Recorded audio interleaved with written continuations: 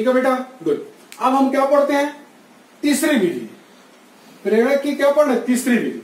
तो तीसरी विधि को समझने से पहले कुछ चीजें आपको जानना आवश्यक है, कुछ चीजें जानना आवश्यक है। तो वो क्या चीज है बेटा, हमको आना चाहिए क्या, माध्यम का परावैद्युतांक, माध्यम का परावैद्युतांक। हमको क्या आना चाहिए समझ में, पहले माध्यम का परावैद्युतांक, ये बेटा। तो पहले हम माध्यम का परावैद्युतांक क्या होता है ये समझाते हैं, फिर हम किसके बारे में बात करेंगे, आपको प्रेरण विधि के बारे में बात करेंगे। किसके बारे में बात करेंगे, प्रेरण विधि। तो माध्यम का परावैद्युतांक क्या होता है, देखो माध्यम का परावैद्युतांक को हम लोग कैपिटल के से प्रदर्शित करते हैं। किससे प्रदर्शित करते हैं बेटा, कैपिटल के से। कैपिटल के बराबर क्या होता है, एप्सिलॉन बाई एप्सिलॉन नॉट। क्या बोला बेटा, ध्यान सुनो, epsilon by epsilon not equal to क्या होता है बेटा, एप्सिलॉन आर। क्या होता है बेटा, एप्सिलॉन आर। ये जो एप्सिलॉन है बेटा, पहले आप समझ लो, एप्सिलॉन क्या उच्चारण करना है, एप सी लॉन। ये ग्रीक अक्षर है बेटा, 11वीं क्लास में आपने पढ़ा होगा ग्रीक अक्षर, है ना, आपको पता होगा ये ग्रीक अक्षर है। ये ग्रीक अक्षर है बेटा, इंग्लिश अल्फाबेट नहीं है, ग्रीक अक्षर। हम लोग दो प्रकार के अल्फाबेट यूज करते हैं, एक इंग्लिश अल्फाबेट यूज करते हैं और एक ग्रीक लेटर, खासकर साइंस में, है ना, याद। ये एप्सिलॉन बोलते हैं इसको। जैसे आपने पढ़ा होगा पिछले क्लास में 11वीं में, alpha beta gamma theta phi psi chi, ये सब आपने पढ़ा, उसी में आपने पढ़ा होगा एप्सिलॉन। ये एप्सिलॉन है, ये ग्रीक अक्षर है। तो के बराबर क्या होता है, epsilon by epsilon zero equal to epsilon R. अब एप्सिलॉन मतलब क्या होता है, एप्सिलॉन मतलब होता है माध्यम, माध्यम की निरपेक्ष, माध्यम की निरपेक्ष विद्युतशीलता। क्या बोलते बेटा, माध्यम की निरपेक्ष विद्युतशीलता बटे एप्सिलॉन जीरो को क्या बोलते हैं, वायु या निर्वात की, वायु या निर्वात की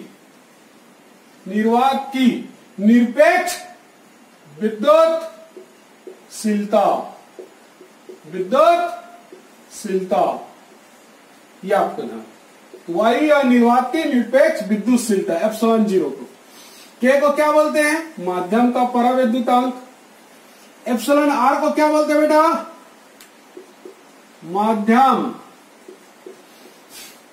की आपेक्षिक, माध्यम की आपेक्षिक, माध्यम की आपेक्षिक विद्युतशीलता, माध्यम की आपेक्षिक विद्युतशीलता, माध्यम की आपेक्षिक विद्युतशीलता। यह आपको, अगर हम यहां पर परिभाषित करें के को, अर्थात माध्यम के परावैद्युतांक, तो क्या बोलेंगे बेटा, देखो के क्या है, दो समान राशियों का अनुपात है। देखो विद्युतशीलता बटे विद्युतशीलता, ऊपर क्या है माध्यम का और नीचे में क्या है वायु या निर्वात, कोई भी से एक ले सकते हैं, यह आपको जान। तो वास्तव में के क्या है, दो समान राशियों का अनुपात है। क्या है, दो समान राशियों का अनुपात है बेटा के। माध्यम की निरपेक्षशीलता और वायु या निर्वात की निरपेक्ष विद्युतशीलता के अनुपात को माध्यम का परावैद्युतांक कहते हैं। चूंकि ये दो समान राशियों का अनुपात है, इसीलिए कैपिटल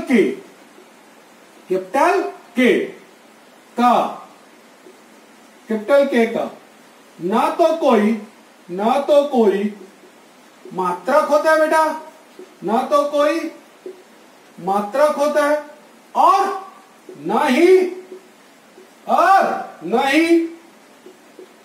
बीमा, और न ही कोई बीमा, और न ही कोई बीमा, अर्थात बीमाहीन राशि। क्या बेटा, बीमाहीन राशि है। ये आपका। तो मात्रकहीन राशि है और बीमाहीन राशि, ना तो कोई मात्रक होता है और ना ही कोई बीमा, अर्थात बीमाहीन राशि और मात्रकहीन राशि। के का मान, क्या बेटा, के का मान, के का मान सदैव, के का मान सदैव एक से बड़ा या एक के बराबर होता है बेटा। क्या होता है के का मान? के का मान सदैव एक से बड़ा व एक के बराबर होता है। ये आपको जाना। जैसे एग्जांपल लेते हैं, वायु या निर्वात के लिए, वायु या निर्वात के लिए के का मान, वायु या निर्वात के लिए के का मान एक होता है। क्या होता है बेटा? वायु या निर्वात के लिए के का मान एक होता है। अब यहां पर थोड़ा फर्क समझ लीजिए। निर्वात के लिए हम एक लिखते थे, वायु के लिए भी हम एक ही मानते बेटा, बस थोड़ा सा स्लाइडली ग्रेटर देन होता है। मतलब वायु के लिए 1.00003, कोई बुक लिखता है 1.00004 ऐसा लिख देता है, कोई बुक क्या लिखता है 1.0005 ये। तो हम उतना नहीं जाते, हम दोनों में क्या मानते हैं? एक ही मानते हैं। तो आपको ध्यान रखना, वायु या निर्वात बोले तो के का मान कितना लिखेंगे? 1। वायु का पूछा के का मान 1, निर्वात के लिए पूछा के का मान 1। ये आपको ध्यान। अभ्रक, अभ्रक के लिए के का मान 6। कुछ कुछ बुक में छेद रहता है बेटा, 5.7 ऐसा कुछ दिया रहेगा, लेकिन हम लोग क्या मानते हैं? के बराबर 6। कांच के लिए, कांच के लिए, क्योंकि कांच के बहुत सारे टाइप आते हैं, यहां पर भी आपको अलग अलग बुकों में वैल्यूज कुछ अलग अलग मिल सकता है ना। लेकिन मैं आपको एग्जांपल के रूप में ये डाटा बता रहा हूं। जब भी आपको ऐसा कुछ भी मान आएगा तो हमेशा आपको गिवन दैट होगा। जब भी प्रॉब्लम में के का मान ऐसा कुछ रहेगा तो हमेशा गिवन दैट रहेगा। तो कांच के लिए मैंने क्या लिखा? कांच के लिए के का मान 2, कांच के लिए 2, अभ्रक के लिए 6, वायु निर्वात के लिए 1, चालक के लिए, चालक के लिए, चालक के लिए के का मान कितना होता है बेटा? अनंत, इनफाइनाइट। तो चालक के लिए के का मान क्या होता है? इनफाइनाइट होता है। तो ये कुछ डाटा मैंने आपको एग्जांपल के रूप में लिखा हूं, इसको आप अच्छे से याद रखिएगा।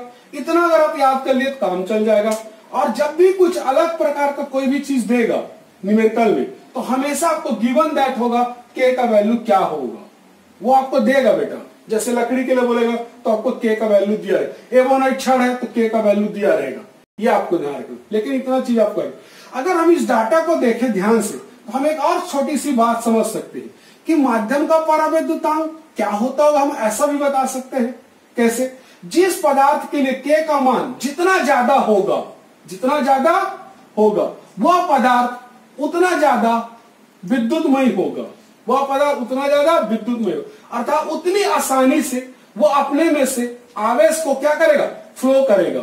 आवेश को क्या करेगा? फ्लो करेगा, प्रवाहित करने का काम करेगा। इसीलिए आप देखो चालक के लिए के का मान कितना है? अनंत है। और आपको पता है चालक में विद्युत का प्रवाह कैसे होता है? आसानी से हो जाता है, इजिली हो जाता है, तेजी से हो जाता है, क्षणिक मात्रा, आप टाइम भी नोट नहीं कर सकते। जैसे हम प्लग में लगाएंगे तुरंत आपको करंट मिल जाएगा। ये आपको ध्यान, क्योंकि के का वैल्यू कितना है उसका? इनफाइनाइट है। तो ये आपको ध्यान रखो। तो के क्या है? माध्यम का परावैद्युतांक। इंग्लिश में क्या बोलते हैं बेटा? Dielectric constant of the medium, dielectric constant of the medium. ये आपको ध्यान। ठीक है बेटा, समझ में आया? नोट कर लो। अब कौन सा विधि पढ़ने के लायक हो गया अपन लोग? प्रेरण विधि। तीसरा विधि कौन सा है? प्रेरण विधि। तो प्रेरण विधि के लिए हम लोग क्या लेते हैं? फिर से जैसे हमने चालन विधि के लिए लिया था, बिल्कुल उसी प्रकार प्रेरण विधि के लिए हम लोग क्या लेंगे? पहले आवेशित पिंड लेते हैं, जिसको हम लोग क्या बोलते हैं बेटा? Charging body. और साथ में क्या लेंगे? Uncharged body. क्या लेंगे? Uncharged body. अब यहां थोड़ा ध्यान देना है, इधर देखो, ध्यान से सुनो, इधर इधर।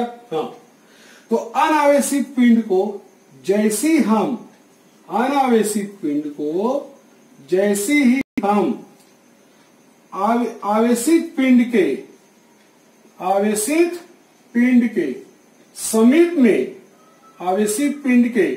समीप में रखते हैं तो अनावेशित पिंड में भी क्या हो जाता है, आवेश आ जाता है। अब सोचो यहां पर आवेश कहां से आएगा, तो अनावेशित पिंड हम किसको बोलते हैं? अनावेशित पिंड मतलब जिसमें नंबर ऑफ इलेक्ट्रॉन्स और नंबर ऑफ प्रोटॉन्स क्या होंगे, इक्वल। उस पिंड को हम लोग क्या बोलेंगे, अनावेशित पिंड। क्या बोलते हैं बेटा, अनावेशित पिंड हम किसको बोलते हैं, जिसमें नंबर ऑफ इलेक्ट्रॉन्स और नंबर ऑफ प्रोटॉन्स क्या होते हैं, इक्वल होते हैं। क्या होते हैं, इक्वल होते हैं। तो जैसे हम इस अनावेशित पिंड को आवेशित पिंड के समीप में रखते हैं, इसके जो इलेक्ट्रॉन्स हैं, इसके इलेक्ट्रॉन्स मतलब निगेटिव आवेश, उस निगेटिव आवेश को ये इसका जो धन आवेश है अपनी ओर क्या करेगा, आकर्षित करेगा। क्या करेगा, आकर्षित। और आकर्षित होने के कारण ये सारे जो निगेटिव चार्ज है मींस इलेक्ट्रॉन्स है, वो इस पिंड के सामने वाले भाग के आधे भाग में ऋण आवेश आ जाएगा। और जितने भी इसके प्लस आवेश है मींस प्रोटॉन्स है, उनको इस प्लस आवेश के कारण प्रतिकर्षित होगा और वो कहां चले जाएगा, इसके पीछे साइड में। कहां चला जाएगा बेटा, पीछे साइड में। कहां चला जाएगा, पीछे साइड। ये देखिए, ये आपका उदाहरण। जैसे ही आवेश आपको दिखाई देगा, इस आवेश को बोलते हैं हम लोग प्रेरित आवेश। क्या बोलते हैं, प्रेरित आवेश। क्या बोलते हैं, प्रेरित आवेश। प्रेरित आवेश।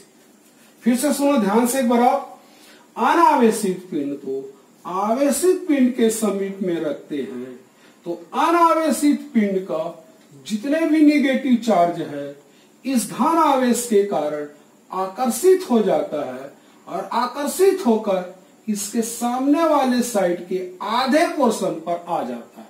और जितने इसके धन आवेश है मींस प्रोटॉन्स है, वो सब प्रतिकर्षित होकर कहां चला जाता है, उसके पीछे साइड में चला जाता है।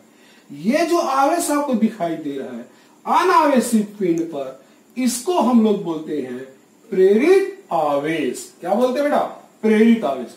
और ये नेट प्रेरित आवेश कितना है, कुल प्रेरित आवेश, कुल इंड्यूस चार्ज, ये कितना है, नेट प्रेरित आवेश बोलेंगे क्या बोलेंगे, जीरो। नेट प्रेरित आवेश जीरो। नेट प्रेरित मतलब धन और ऋण दोनों लेंगे तो उसको नेट प्रेरित आवेश कितना बोलेंगे, जीरो बोलेंगे। कितना बोलेंगे, जीरो। बट ये जो ऋण आवेश इसको हम लोग क्या बोलते हैं, प्रेरित आवेश। जो सामने साइड का रहता है ये क्या कहलाता है, प्रेरित आवेश कहता है। प्रेरित आवेश कहते हैं। प्रेरित आवेश हमेशा कैसा होता है, अपोजिट नेचर का होता है। किसका अपोजिट नेचर का होता है, आवेशित पिंड का। आवेशित पिंड अगर धन है तो ये ऋण होगा और ये ऋण है तो यहां पर धन आएगा। खास बात क्या है कि इस विधि में, प्रेरण विधि में, न तो आवेश का वृद्धि होता है और न ही आवेश का लाश होता है ना। न तो आवेश की वृद्धि होती है और न ही आवेश की कमी होती है, यह आपको ध्यान रखना। और प्रेरित आवेश हमेशा क्या होता है, आवेशित पिंड के आवेश का विपरीत होता है, अपोजिट होता है। धन का ऋण, ऋण का धन, यह आपको ध्यान। अब इस प्रेरित आवेश को कैसे ज्ञात करेंगे, इसके लिए सूत्र है प्रेरित आवेश मीन्स इंड्यूस चार्ज। प्रेरित आवेश मीन्स इंड्यूस चार्ज। प्रेरित आवेश मतलब इंड्यूस चार्ज। प्रेरित आवेश सॉरी प्रेरित आवेश कैसे ज्ञात करते बेटा, इसका एक सूत्र होता है। देखो,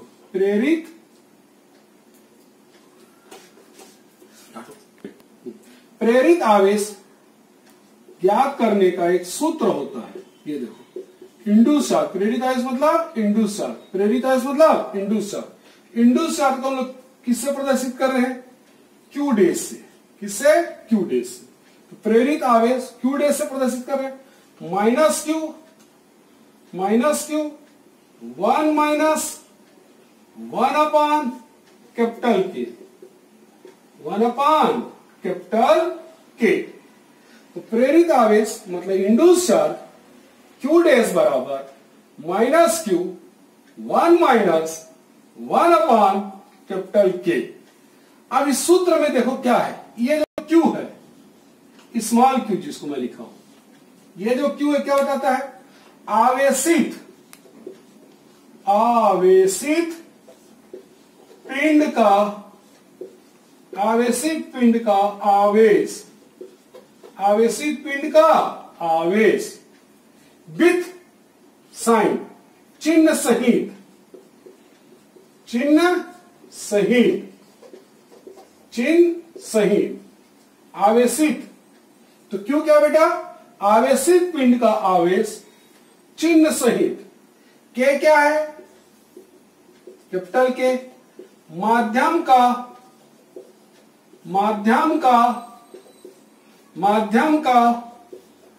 परावैद्युतांक, माध्यम का परावैद्युतांक, माध्यम का परावैद्युतांक, dielectric constant of the medium, माध्यम का परावैद्युतांक। क्यू डैश तो पता है प्रेरित आवेश है, इंड्यूस चार्ज है। इस सूत्र की सहायता से हम किसी भी पिंड में प्रेरित आवेश की गणना कर सकते हैं। जैसे देखो उदाहरण के लिए, उदाहरण के लिए देखो, उदाहरण ले लेते बेटा है? मान लेते हैं कि अनावेशित पिंड, अनावेशित पिंड, मान रहे हैं कि अनावेशित पिंड चालक है। अनावेशित पिंड क्या है बेटा, चालक है। मान लो अनावेशित पिंड क्या है, चालक है, चालक है। तो चालक है तो क्या होगा, चालक के लिए आपको पता है माध्यम का परावैद्युतांक कितना होता है, अनंत। कितना होता है, अनंत। तो आप इस, है ना, ये अब प्रेरित आवेश आपको निकालना है।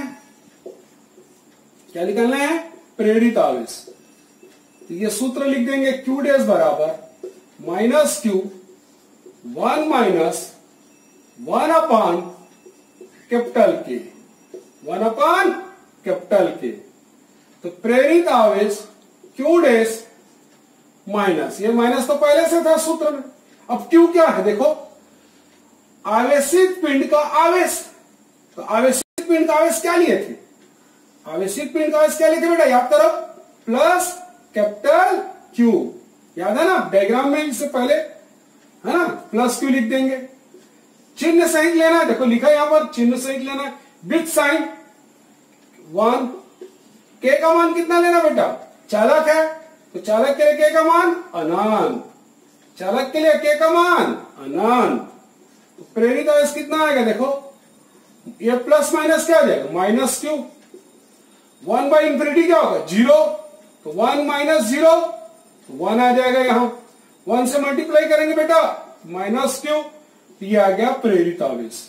तो प्रेरित आवेश कितना है चालक में, तो हम बोल सकते हैं कि चालक में प्रेरित आवेश, चालक में प्रेरित आवेश कितना आता है, प्लस क्यू दिए थे और कितना मिला हमको, माइनस क्यू। माइनस क्यू देते तो प्लस क्यू। तो हमेशा याद रखना है कि चालक में प्रेरित आवेश आवेशित पिंड के आवेश के बराबर लेकिन विपरीत प्रकृति का आता है। क्या आता है, विपरीत प्रकृति का आता है। फिर से सुनो, चालक में प्रेरित आवेश सदैव आवेशित पिंड के आवेश के बराबर और विपरीत प्रकृति का आता है। प्रेरित आवेश हमेशा विपरीत प्रकृति का होता है बेटा। क्या होता है, विपरीत प्रकृति का। प्लस है तो माइनस, माइनस है तो प्लस। ये आपको ध्यान रखना। ये कॉन्सेप्ट बहुत यूज होगा बेटा, जब हम संधारित्र पढ़ेंगे तो बार बार इस कॉन्सेप्ट को यूज करेंगे कि प्लस क्यू आवेश का प्रेरित आवेश माइनस क्यू। तो आपको इस चीज को अच्छे से ध्यान रखना है, इसको अच्छे से प्रूफ को समझ लीजिए। ठीक है बेटा, दूसरा उदाहरण लेते हैं। अब हम एक दूसरा उदाहरण लेते हैं। क्या लेते हैं बेटा, दूसरा उदाहरण। मान लेते हैं कि अनावेशित पिंड, अनावेशित पिंड क्या है, कोई भी एक विद्युत रोधी पदार्थ है, विद्युत रोधी पदार्थ है। अनावश्यक पिंड को क्या बोल रहे हैं? विद्युत रोधी पदार्थ है। कोई भी एक विद्युत रोधी पदार्थ है, जैसे अभ्रक। क्या ले लेते हैं? अभ्रक। तो आपको पता है अभ्रक के लिए K का मान क्या है? अभ्रक के लिए K का मान कितना होता है? बोलो बोलो। 6। ये हम क्या ले रहे हैं इस बार? अनावश्यक पिंड जो है वो क्या मान रहे हैं? विद्युत रोधी पदार्थ है। कौन है? विद्युत रोधी पदार्थ है। और विद्युत रोधी पदार्थ में हमने उदाहरण क्या लिया है बेटा? अभ्रक लिए हैं। अभ्रक के लिए K का मान कितना होता है? 6 होता है। तो अभ्रक में अगर हम निकाले प्रेरित आवेश, तो प्रेरित आवेश, आपको याद है सूत्र यह है प्रेरित आवेश का? फिर भी मैं लिख देता हूं। पहले प्रेरित आवेश का सूत्र लिख दीजिए, -Q 1/K। तो प्रेरित आवेश का सूत्र क्या होगा? Q डैश बराबर -Q 1 - 1/K। अब इस सूत्र में रख दीजिए। ये Q क्या है? देखो यहां पर आवेशित पिंड का आवेश। आवेशित पिंड का आवेश क्या लिया थे? याद है ना पहले डायग्राम में जब हम प्रेरण विधि पढ़ा रहे थे तो आवेशित पिंड का आवेश क्या लिए थे बेटा? +Q। हमेशा याद रखना, चिन्ह सहित लेना बेटा। क्या लिखा देखो ध्यान से, चिन्ह सहित। तो चिन्ह सहित लेंगे। अभ्रक के लिए मान कितना है? 6। कितना है? 6। ये आपको ध्यान रखना है, 6। अब इसको हल कर दीजिए तो plus minus minus capital Q। यहां से कितना आएगा देखो? 6 - 1 तो 5/6। 5/6। तो प्रेरित आवेश कितना आया यहां पर? प्रेरित आवेश आया आपका -Q 5/6। -Q 5/6। तो प्रेरित आवेश तो हमेशा क्या आएगा? विपरीत आएगा माइनस। लेकिन इस बार ये जो पूरा मान है, ये पूरा जो मान है, ये किससे कम है बेटा? Q से कम है। क्यों? ये 5/6 है ना। किससे कम है ये? Q से। यहां पर देखो साइन से मत कंफ्यूज हो जाना, ये साइन से। प्रेरित आवेश हमेशा माइनस में रहेगा। हमारा उद्देश्य है इस सेंटेंस को समझना, ये वाले बात को। तो Q ब्रैकेट में क्या देखो? 5/6। ये जो डिनोमिनेटर है, हर राशि है, वो अंश से क्या बड़ी है। तो ये जो Q का वैल्यू है उससे भी क्या मिलेगा? कम। क्या मिलेगा? कम। तो जब हम अनावेशित पिंड विद्युत रोधी पदार्थ लेते हैं तो प्रेरित आवेश हमेशा क्या आता है? आवेशित पिंड के आवेश से भी कम आता है। आवेशित पिंड के आवेश से भी कम आता है। लेकिन विपरीत प्रकृति तो आएगा ही। वो तो हमने पहले बता दिया था कि प्रेरित आवेश हमेशा क्या होता है? विपरीत प्रकृति का होता है। तो यह बात को ध्यान, तो फिर से सुनो ध्यान से। प्रेरित आवेश विद्युत रोधी पदार्थ में सदैव आवेशित पिंड के आवेश से कम होगा, किंतु विपरीत प्रकृति का होगा। ठीक है बेटा? समझ में आया? गुड। ठीक है बेटा? तो दोनों चीज समझ में आया? दोनों चीज समझ में आया कि नहीं आया? हमने पहला उदाहरण क्या लिए थे? चालक में प्रेरित आवेश। दूसरा क्या लिए थे? विद्युत रोधी पदार्थ में प्रेरित आवेश। तो चालक में आवेश हमेशा क्या आता है? आवेशित पिंड के आवेश के परिमाण के बराबर आता है। और विद्युत रोधी पदार्थ में आवेशित पिंड के आवेश से हमेशा कम आता है। क्या आता बेटा? कम आता है। अब यहां पर एक थोड़ा नॉलेज की बात है। ये जो प्रेरण विधि है, प्रेरण विधि सिर्फ और सिर्फ पिंड के लिए लागू होता है। किसके लिए लागू होता है बेटा? पिंड यानी बॉडी के लिए लागू होता है। किसी भी कण में प्रेरित आवेश उत्पन्न नहीं होते हैं।